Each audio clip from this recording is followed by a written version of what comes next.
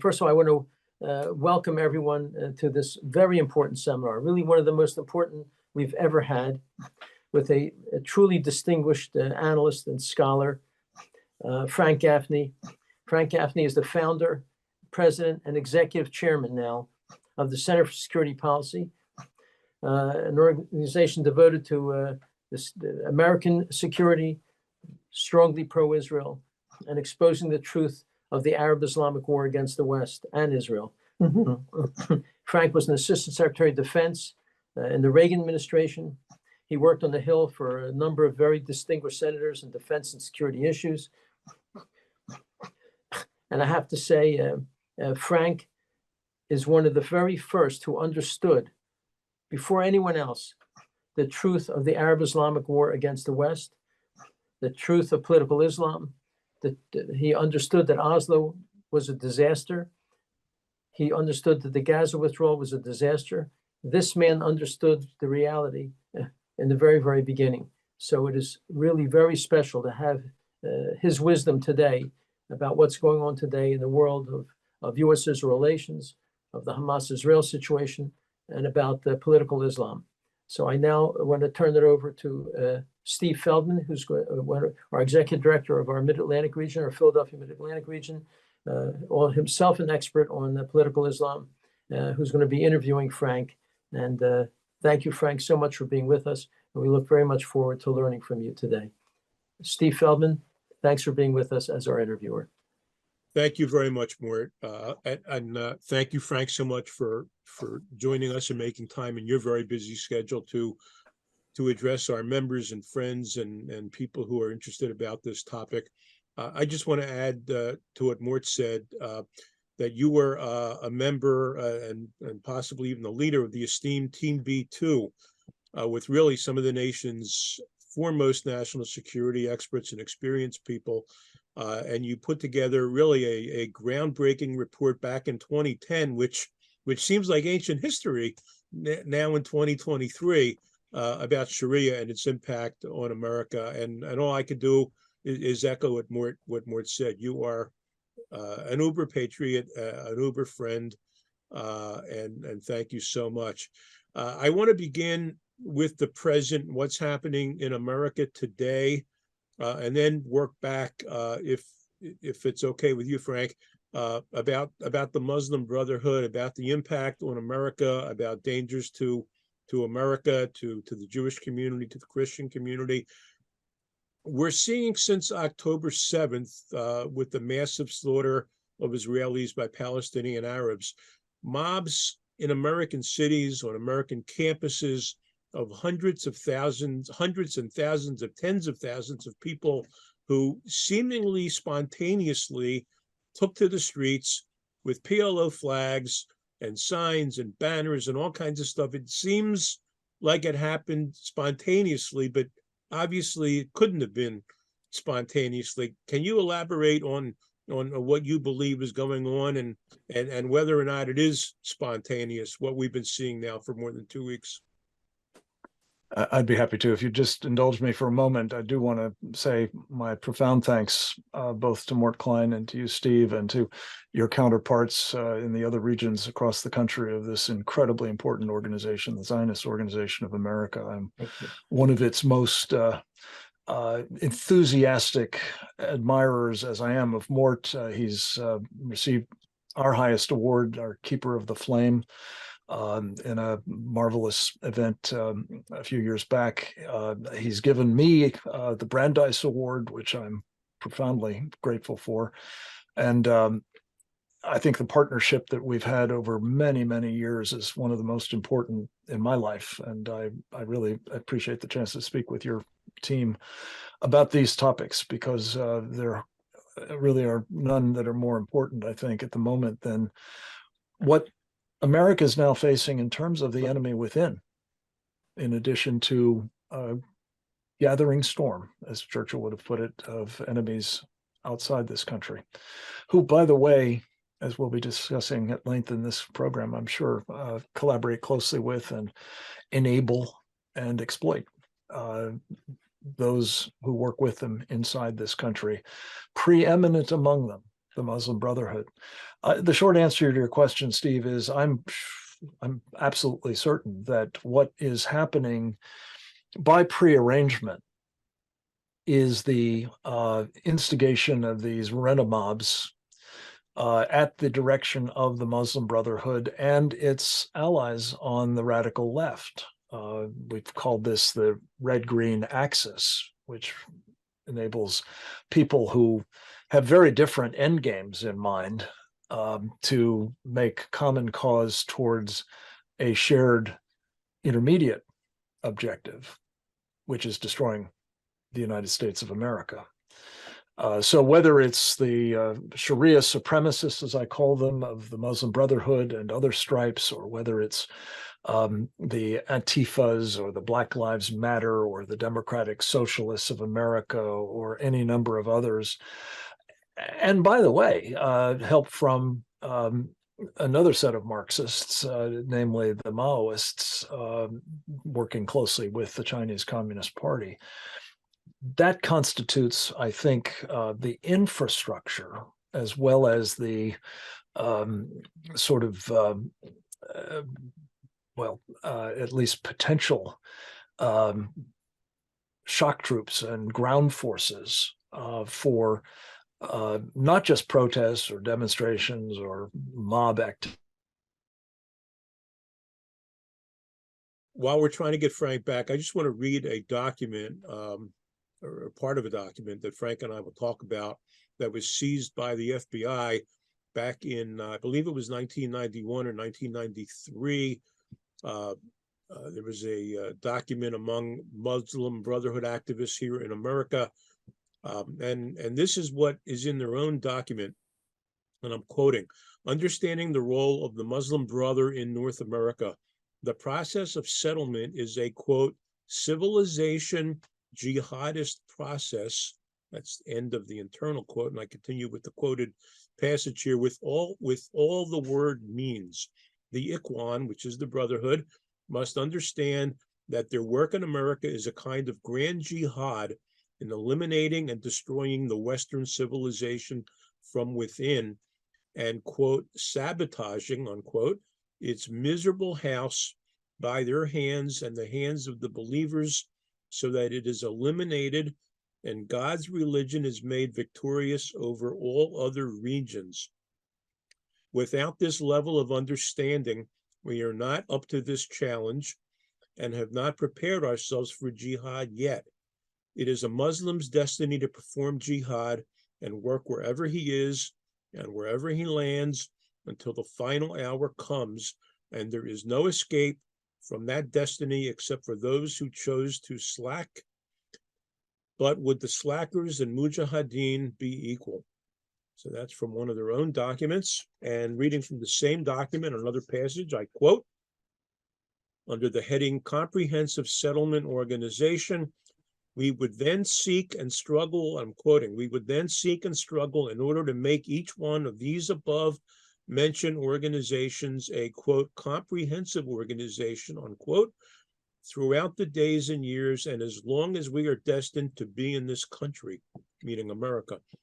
What is important is that we put the foundation, and we will be followed by peoples and generations that would finish the march and the road, but with a clearly defined guidance. So this was recovered by the FBI back in the 90s. One of the early meetings with which, if we can get Frank back, we'll talk about, occurred in Philadelphia, that the FBI was aware of and managed to surveil, and has transcripts of that meeting, including some of the planning process that went on that brings us to where we are today. And let me mention, only 2 days ago, Mahmoud Zahar, the co-founder of Hamas, put out a clip stating our goal is not just Israel, they're first. We want to promote Islamic law throughout the world. Next, we're going after the Christians. He said it explicitly, and the whole world will soon become Islamicized. And yet, this unbelievable speech 2 days ago is nowhere to be found. Why isn't it in the front page of every newspaper? that the co-founder of Hamas is making it clear they're after all of us. Israel is just first. And yet no one is speaking about that. I might also add, it is deeply troubling that both Biden and Kamala Harris continuously in their talks, in their public statements, state that the Gaza Palestinians are not Hamas, that the vast majority oppose Hamas, a total lie. Not only did the Gaza Palestinians elect Hamas, but the most recent polls showed they would elect them today by a much larger margin, and that 73% of Gaza Palestinians support murdering Jews, 73%. These are the civilians, and 80% support destroying Israel. So our U.S. government is lying to us about the Gaza Palestinians. And I was very unhappy to hear Nikki Haley 2 days ago say we should do all we can to bring Gaza Palestinians to America. They should be leaving through Egypt and come to America. We don't need more Jew haters in America. If these people were black haters, we shouldn't bring them in. But if you're a Jew hater, we shouldn't bring them in. And yet Nikki Haley, I have to say, I was shocked that she proposed this only a couple of days ago. Mort, I want to just add, National ZOA sent out earlier this week an op-ed you wrote, a column that you wrote in the Federalist that has a lot of these statistics that you just mentioned in it. And I really encourage people to take from that document, write letters to the editor, post it online, post the facts online, the data, because it has to get out.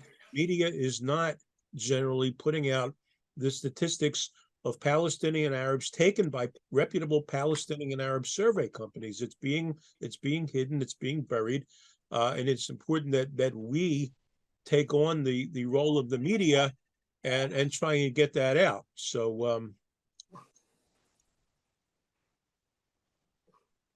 I think it's very incumbent upon us to look at that. I just want to go over some of the groups while we're trying to get Frank back, and I appreciate the audience's patience as we try and get that. I actually don't have that document handy, but there's a list of about 30 organizations, ranging from organizations that are religious, that are cultural, that are scientific, that they meaning Muslim Brotherhood, was either going to create or work with organizations that were already established to create this network. And if we can get Frank back, and God willing, we will get Frank back. Frank really is an expert on this and has written about it. And unfortunately, we have a glitch. I would also add, while we're waiting to get Frank back, and Mort, I want to bring you in for this.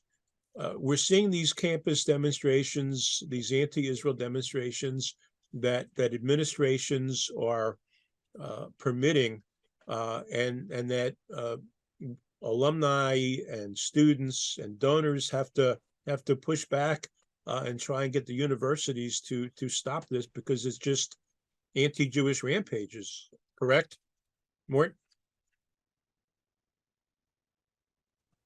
I'm sorry. That's okay. I was saying that we have to do our utmost, alumni, donors, students, parents of students, to prevent the universities, especially from allowing these anti-Jewish rampages, because that's really we what's at ZOA, we've been in touch with many of the donors to many of the major universities, urging them to stop funding the university until certain things happen at the university. And a number of them have publicly said they're not going to be funding the universities whatsoever, including one of our local people in Philadelphia, David Magerman, the major funder to Penn, said he's not going to fund them anymore, and many, many others. This morning, Leon Cooperman from said he's not going to give any more funding to Columbia University. He's given them $50 million in the last 10 years. So Frank Gaffney's back. Good. Frank, welcome back. We apologize for the glitch to our audience, and it's good to have you back, Frank. I apologize. No need for you to apologize.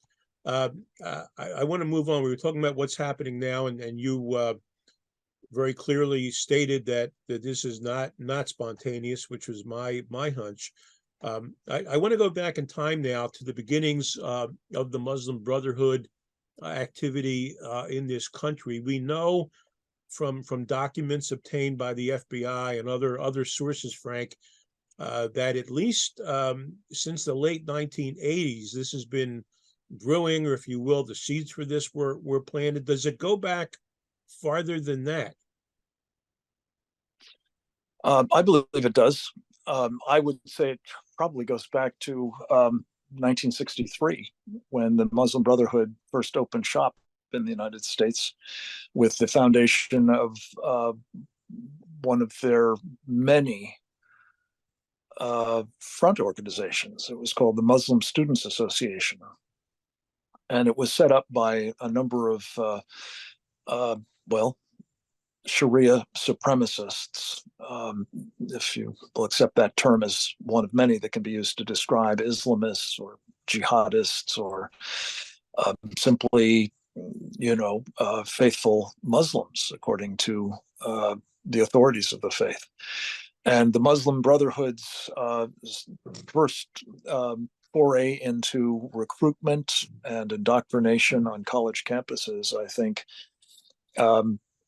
back in the early 1960s, beget basically what we're experiencing today, with during the intervening decades, the founding of, as I say, a number of other organizations, the Islamic Society of North America, for example, the Muslim American Council, the Muslim Public Affairs Council, the Council on American Islamic Relations, and dozens and dozens and dozens of others. All of them basically just brothers doing business as some false flag or other, but adherent to Sharia, advancing the agenda that it says is Allah's will, namely to engage in jihad of whatever kind one can to bring about the triumph of Islam, not only in whatever place you find yourself, but globally, ultimately leading to a caliphate that will rule the entire world according to Sharia. And this happens, by the way, to be exactly the same purpose of the Islamic State, the Taliban, Jamaat Islamiyah, Hamas, Hezbollah, and the Shiite rule in Iran, et cetera, et cetera. This is, in other words, not some extremist or radical or wholly unrelated enterprise from Islam. This is group or myriad groups that have in common what Allah tells them in the Quran and elsewhere. While we lost you, I was quoting a passage from one of the documents the FBI seized, which they say in their blueprint that they're out to create, quote, a grand jihad in eliminating and destroying the Western civilization from within. And that's kind of what you're talking about, going back to 63, yes? 100%. That particular passage comes from an explanatory memorandum, which I think you held up. This is, I would suggest, the single most important text that any of us can take aboard. It was written by a very prominent leader of the Muslim Brotherhood, back, as I recall, in the early 1990s, by the name of Muhammad Akram. Yeah. And Muhammad Akram laid out in a description of, he called it the explanatory memorandum of the general strategic goal of the group in North America, what the plan was. And I think you've cited the relevant passage. And anybody who thinks that this is, as we were told by the Director of National Intelligence during the Obama administration, a largely secular group that has eschewed violence, is either completely delusional or more likely deceiving you. And that's something that Brotherhood and its admirers practice all the time. So you say that the roots began, or the activity began, if you will, 1963. So let me ask you this, given your expertise and your experience dealing with this, how is this allowed to flourish here in America? Did it flourish on its own, or was there a deliberate involvement either by the government or academia or the media or all the above and other people? You tell our audience, did this bloom to where it is now on its own, or was there help, or both? I think what totalitarians of the Islamic stripe, as well as the communist stripe, and for that matter, globalists, if you wish, as well, have all figured out is that in an open society like ours, the opportunity to recruit fellow travelers or others who are willing to throw in with you enormously facilitates the job of achieving your goal, even if it's the goal of destroying this country. And the Muslim Brotherhood, I think, set about, certainly in the Clinton administration, if not long before, trying to penetrate at the highest levels the United States government. There was a jihadist by the name of Abdurrahman al-Amoudi, who was a senior Muslim Brotherhood figure, arguably the most prominent of them for a time, in this country at least, who became a Muslim advisor to President Bill Clinton and Vice President Al Gore. I think we know enough about those guys to know that involved campaign contributions, among other things. But al-Amoudi insinuated his way into their good graces, and I think began exercising influence on the Clinton-Gore administration. But interestingly enough, when Bill Clinton's time in office neared its end and Al Gore was running to succeed him, al-Amoudi decided to hedge his bets. And he reached out to an unlikely ally, an agent of influence, I've called him, by the name of Grover Norquist, a prominent Republican activist, to see if he could begin having a similar kind of influence within Republican circles. And it's a long story recorded in a 10-part online course that's available for free at muslimbrotherhoodinamerica.org, in which I describe at length the simply providential way in which I tumbled onto what Grover Norquist was doing, because I wound up sharing office space with him I remember partway that. through. It's a fantastic story, and it's all there in a slide deck and video.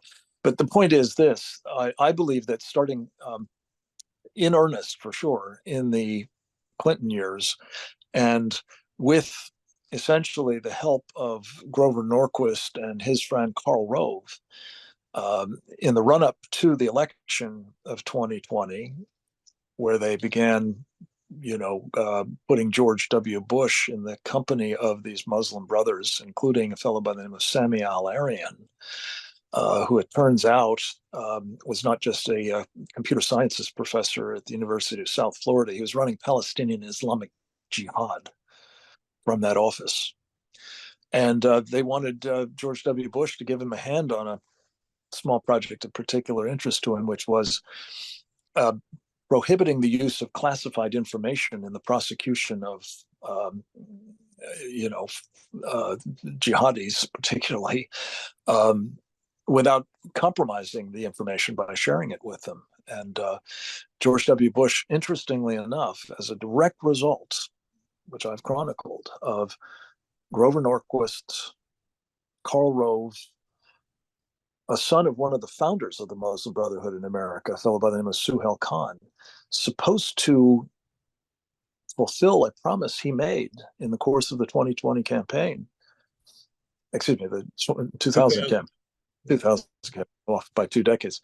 In the course of the 2000 campaign, that he would do something about this so-called secret evidence on 9/11. And the Muslim Brotherhood's leadership was supposed to be in the White House or in the complex of the White House to sit down with the President of the United States and receive his help in this top Muslim Brotherhood priority. Something happened that day, as you all know, and interestingly enough, the assorted Muslim brothers decamped from the White House complex when it was closed, about 10 o'clock in the morning, as I recall, maybe a little earlier, to the conference room that I shared with Grover Norquist.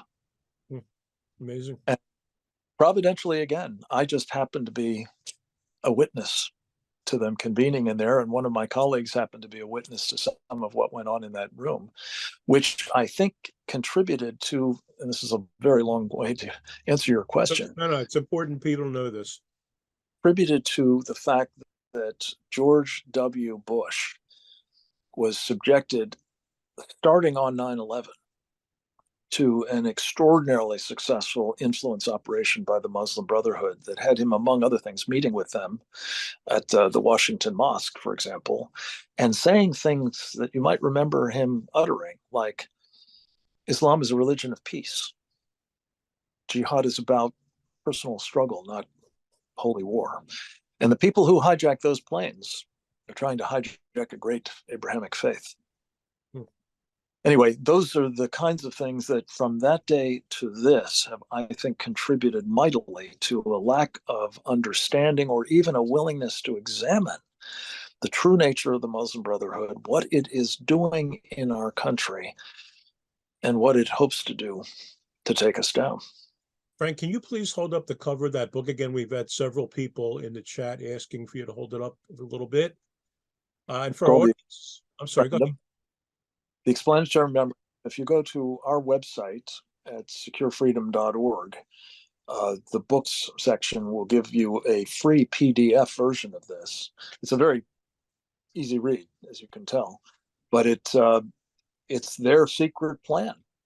Others have suggested, oh, no, this was just one guy, a crackpot, but he's still, as I understand it, a top influence and leader of the Muslim Brotherhood now, I think operating from overseas, if I'm not mistaken.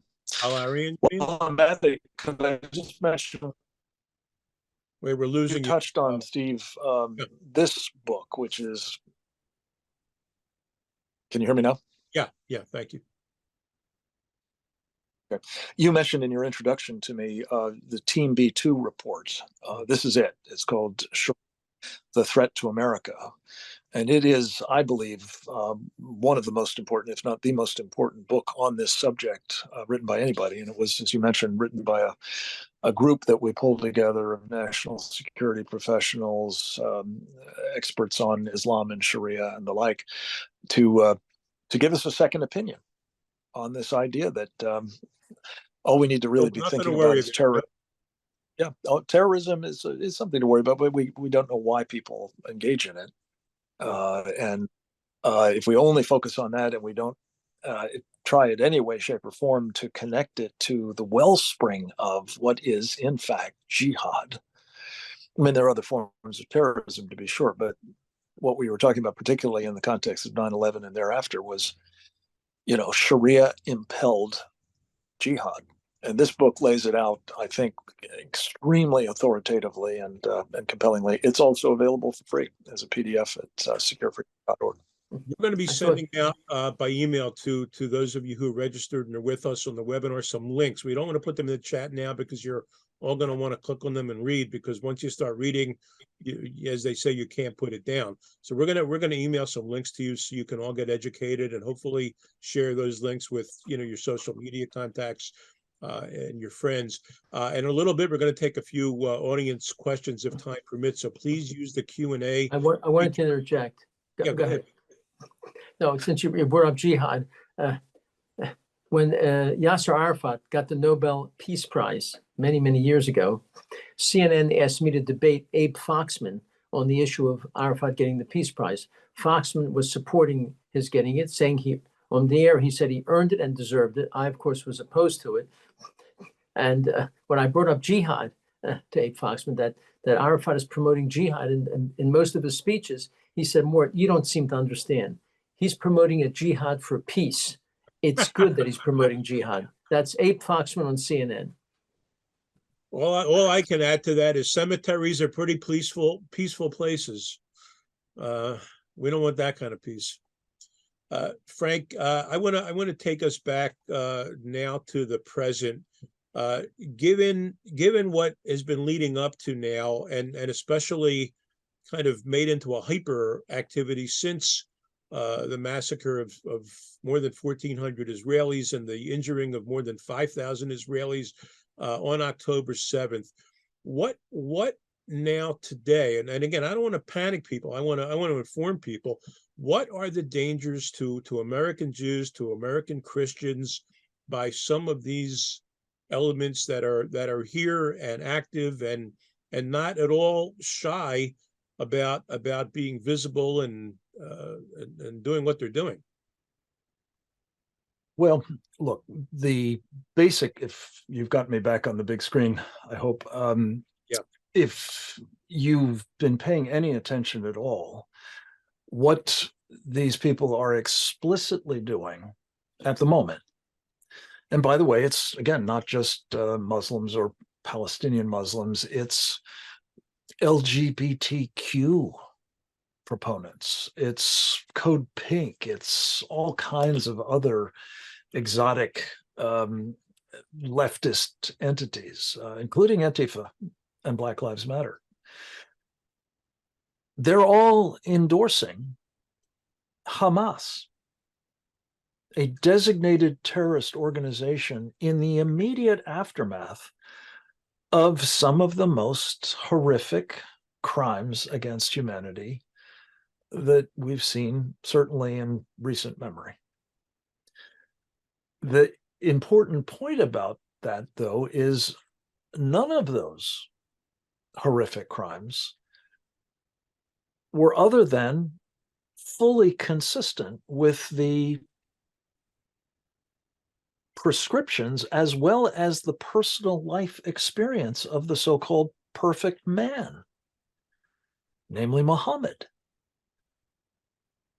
Decapitating babies, I'm sure he did in his time. He killed 600 Jews in an afternoon. He's been involved or implicated in all kinds of other barbaric acts, all chronicled in the Hadiths, as what his followers are supposed to do.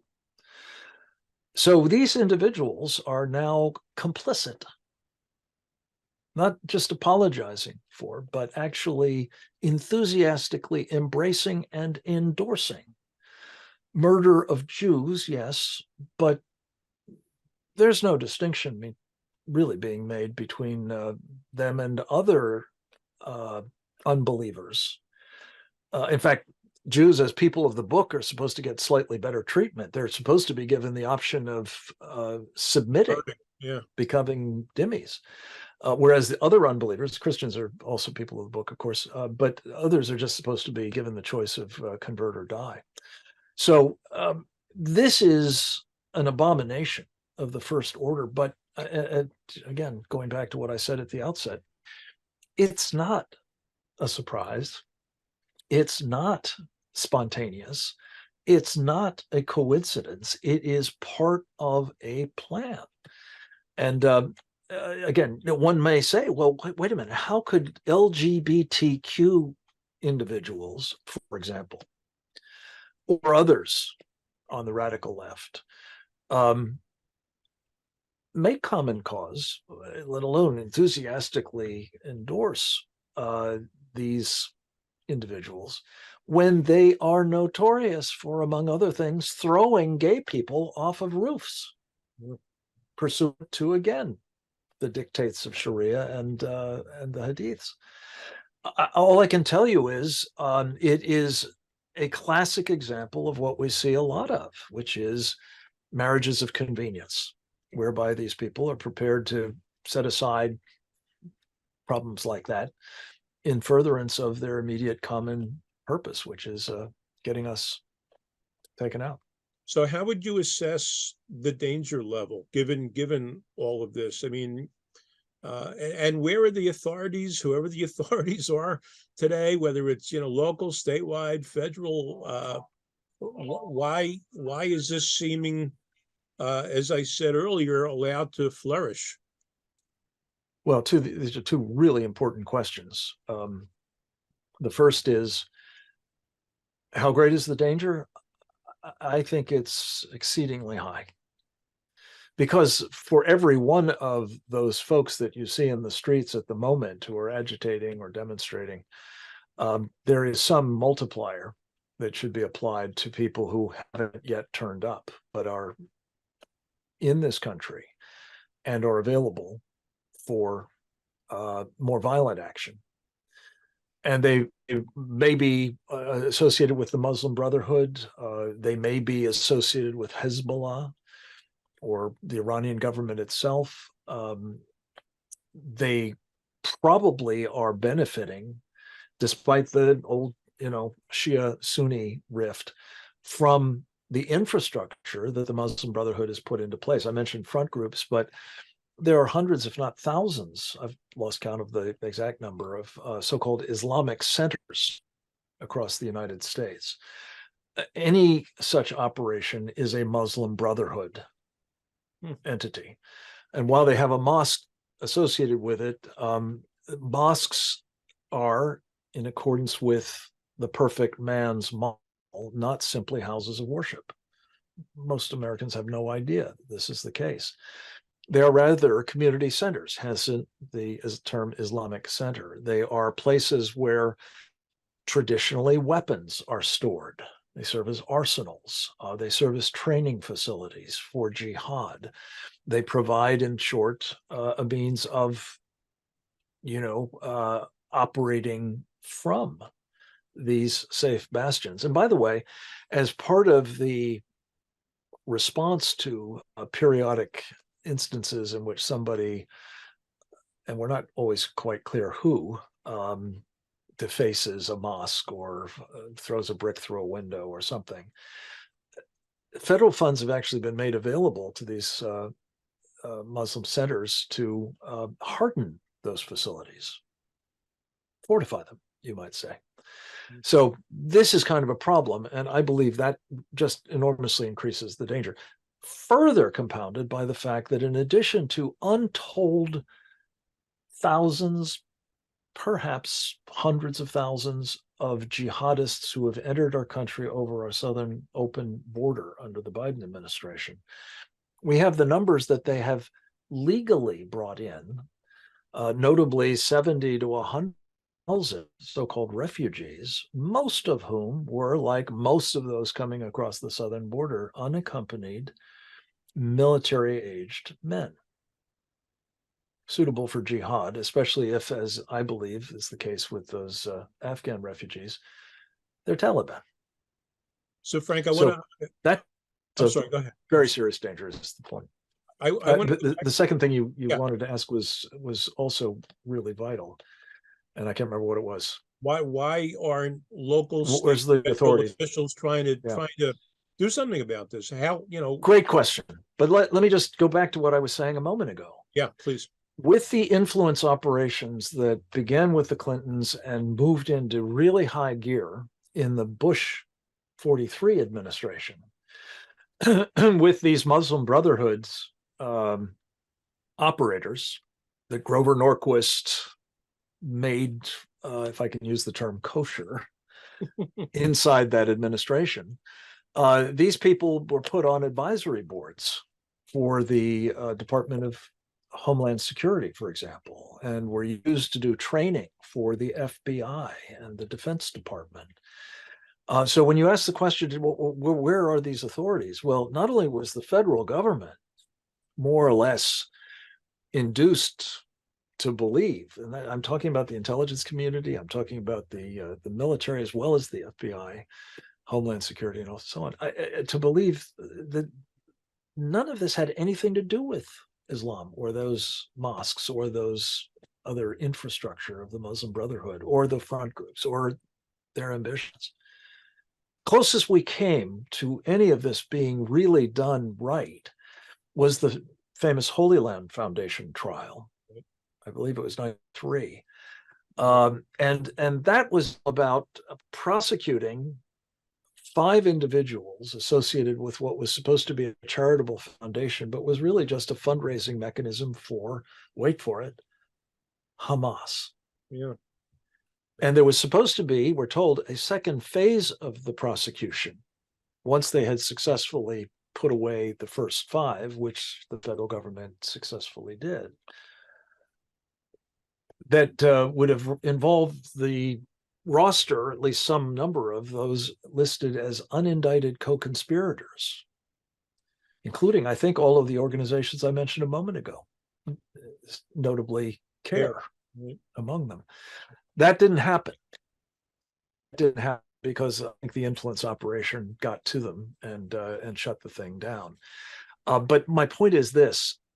The problem has been made worse by the fact that the federal government, having drunk this Kool-Aid, insisted that everybody at state and local levels, law enforcement, guard units, emergency management and the like, not look more closely or even be trained on what the truth is. So one of the things our Center for Security Policy has been doing the past couple of years, and I'm very proud about it, is that we've been working with people in those state and local entities in various states around the country, and would like to do it everywhere, because they desperately need and actually very much want to be told the truth. They just can't get it from the federal government. Frank, there was a memo, which I know you know about, by the FBI office in Oklahoma City, I think I recall it was, warning and advising not to be engaged with CARE, not to work with CARE. There were the letters from Congressman at the time, Frank Wolf, and Chuck Schumer, I think back when he was a congressman, not a senator, if I recall correctly. It's that far back. Again, warning about some of these groups and working. And yet they all seem to be ignored today. How did that happen? Well, I'm living proof of how that happened. Guys like me, and I'm hardly alone, Steve Emerson, Robert Spencer, John Dolo, Steve Coughlin, among many others, Phil Haney, were aggressively silenced. I like to say I was canceled before canceled was a thing, by the Brotherhood working with its leftist allies, in my case, notably the Southern Poverty Law Center, but also the ADL. I think Mort Klein's gotten a taste of this too, if I'm not mistaken, as has ZOA. You're called a hate group. Yeah. You're vilified, your reputation is destroyed. So it's really not any wonder that there isn't a whole lot of further concern expressed publicly, at least, about this. It's part, frankly, of a larger problem that we've had, I would argue, going back to the time when Joseph Stalin took down a United States senator by the name of Joe McCarthy, who actually had the goods on an enemy within the United States, namely Soviet agents who had penetrated the US government. And Stalin and his influence operators successfully not only vilified McCarthy to the point where he was essentially run out of town on a rail, but to this day, you risk being accused of being a McCarthyite for even suggesting that there might be enemies within. And I do want to just take a moment, if I may. I'm reaching the end of my time, unfortunately. I've got to catch a plane here shortly, but I just wanted to say that I'm extremely excited about the elevation of Mike Johnson to become the new Speaker of the House of Representatives, among many reasons, because when he was a state legislator in his native state of Louisiana.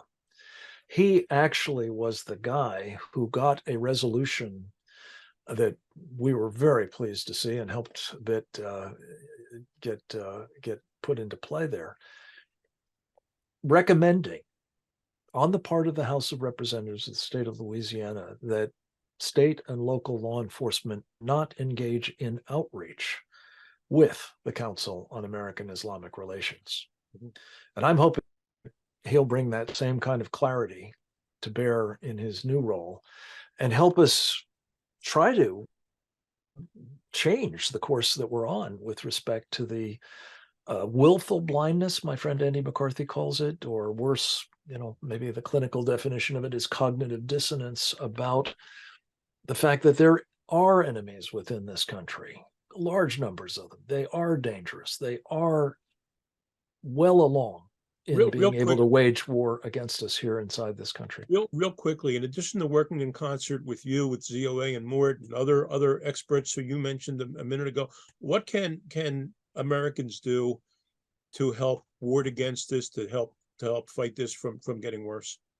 Well, I to look at that video that I mentioned, Muslim Brotherhood in America. The entire last chapter of it, the 10th chapter, is all about things that you can do. Good.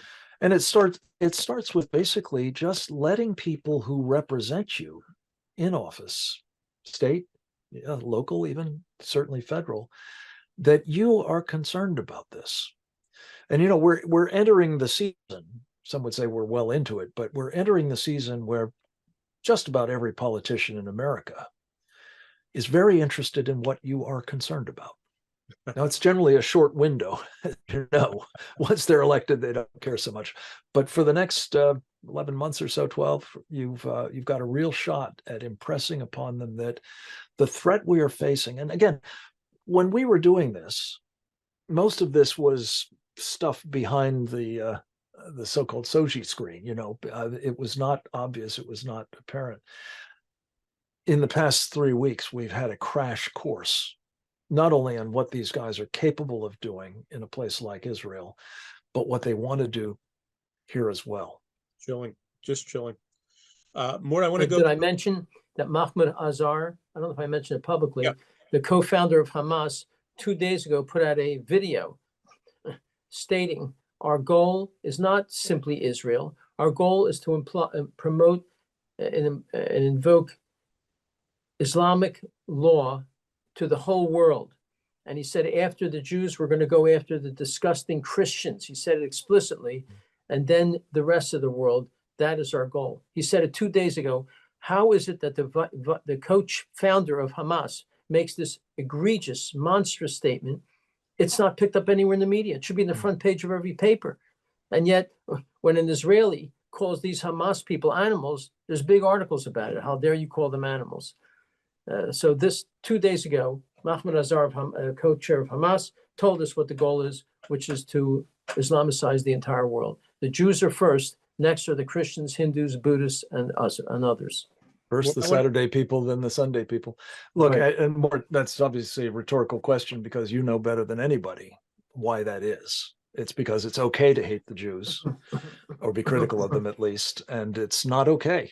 In fact, and this is kind of the point, folks, it's dangerous to be critical. Say nothing of hate, being an Islamophobe, but even to be critical, or even to be truthful about the nature of. And what he said is what I said he was saying. Not so many words, but what they believe, which is it's their duty, according to Sharia, to impose Islam worldwide. Read their lips. Right. As I said in my rally on Sunday, phobia is an irrational fear of something. There is no such thing as Islamophobia because we have a rational basis to fear Muslims. Almost every major terrorist attack for the last 2 decades have been committed by Muslims. Being afraid of Islam and Muslims is rational. There's no such thing as Islamophobia. Mort, I want to come back to you for a closing comment in just a minute, but I know Frank has a tight schedule. Frank, I want to thank you for your time, for your expertise, for sharing it with us today, for all you've done your entire adult life. being a patriot, being on top of this, sounding the alarm, speaking the truth, being very sober about what we're facing. And God bless you. And before we go, thank you, and have a safe flight. Thank you. Could I just say in closing on my Please. part, I so apologize for the technical problems. No, I these I things attribute it to the Chinese Communist Party and Zoom, but whatever the reason, I apologize that it cut into our time, and I hope that in the post-production you can clean this up a little bit and make it sing. Look, Thank I you. also want to thank Frank Gaffney personally. He's been my dear friend for several decades. And I'll tell you, when I would weaken sometimes about the struggles and the fights that ZOA was perpetrating against our enemies, Frank would prop me up. He would give me the strength to keep going when I was feeling weak.